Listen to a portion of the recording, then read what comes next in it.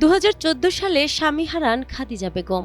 দুই সন্তানকে নিয়ে বেঁচে থাকার লড়াইয়ে 2018 সালে ছেলের পরামর্শে বাড়ির পেছনে পরিত্যক্ত জমিতে ছোট পরিসরে শুরু করেন বিদেশি ফলের চাষ। ড্রাগন, রামবুটান আর অ্যাভোকাডো দিয়ে শুরু হওয়া সেই উদ্যোগ আজ প্রায় 3 একর জমিতে ডালপালা মেলেছে। আমার হাজবেন্ড 2014 সালে মারা যায়। আমার 2 সন্তান রেখে যায়। পরে আমি তো হতাশ হয়ে যাই। আমি ছেলেকে কি করবো না করবো। তারপরে আমার ছেলেরা মোবাইলে সবকিছু দেখার পরে বলতেছে, আম্মু আমরা বাগান করব।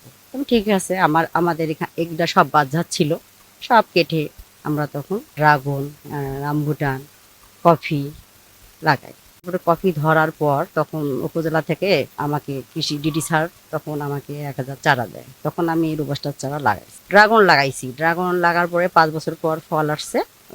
25 সাল থেকে আমি এখন এগুলো সব অনলাইনে সব সেল দিই। 2019 সালে বাগানে যুক্ত হয় 650 কফি গাছ। বর্তমানে তার রয়েছে প্রায় 3000 কফি গাছ সহ 24 প্রজাতির বিদেশি ফল। শুধু উৎপাদনই নয়, কফি প্রক্রিয়াজাত করে স্থানীয় বাজারের পাশাপাশি অনলাইনেও বিক্রি করছেন তিনি। আর এই পুরো যাত্রায় ছায়ার মতো পাশে ছিলেন তার ছোট ছেলে।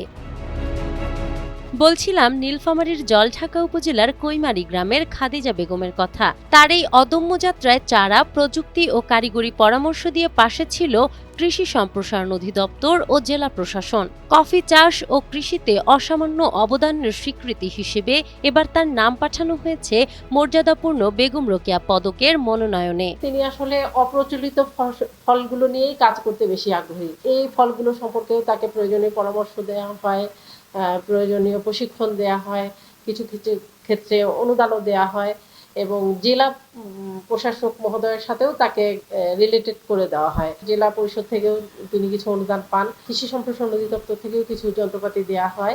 বর্তমানে অন্যান্য যে ফলগুলো যোগ হয়েছে তার খামারে, সব কিছু মিলিয়ে তিনি একজন সফল উদ্যোক্তা।